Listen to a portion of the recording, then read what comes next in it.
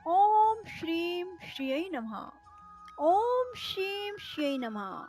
ओम श्रीं श्रियै नमः। ओम श्रीं श्रियै नमः। ओम श्रीं श्रियै नमः।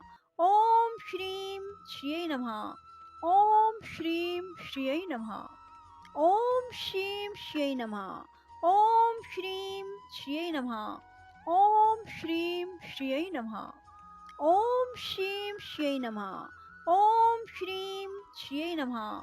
ओम श्रीं श्रियै नमः। बंधुओं, यदि आपको हमारी वीडियो पसंद आए तो इसे लाइक करें और शेयर भी जरूर करें। धन्यवाद।